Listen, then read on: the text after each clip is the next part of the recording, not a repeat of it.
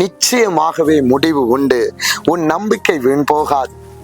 இவ்வளவு நாளும் காத்துட்டு நீங்க இவ்வளவு நாளும் ஜெபிச்சிட்டு இருந்த காரியத்துக்கு கர்த்தர் உங்களுடைய விண்ணப்பத்திற்கு பதில் கொடுக்கிற நேரம் சீக்கிரமா நெருங்கி வந்துருச்சு.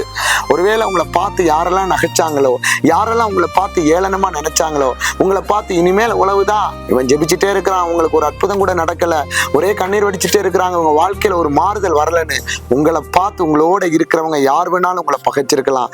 கர்த்தர் சொல்றாரு, உங்களுடைய கண்ணீருக்கு, இதுவரைக்கும் நீங்க கர்த்தருடைய சமூகத்துல விட்ட கண்ணீருக்கு கர்த்தர் நிச்சயமாகவே முடிவு உண்டு. பாருங்க, முந்தினவைகளை நினைக்க வேணாம். ஏசாயா தீர்க்கதரிசன புஸ்தகத்துல அவர் சொல்றாரு, முந்தினவைகளை நினைக்க வேணாம், பூர்வமானவைகளை நீங்க யோசிக்காதீங்க, புதிய காரியத்தை இப்பொழுதே செய்கிறேன், அது இந்த நிமிஷமே உங்க வீட்டுல தோன்றும்னு சொல்லி கர்த்தருடைய ஆவியானவர் உங்க மத்தியில சொல்றாரு. எனக்கு அன்பான கர்த்தருடைய பிள்ளையே, கண்ணீர் வடிச்சு கவலைப்பட்டு ஒருவேளை என் சரீரத்துல பலன் இழந்துருச்சு, ஒருவேளை என் உடம்புல இருக்கிற பலன் எல்லாம்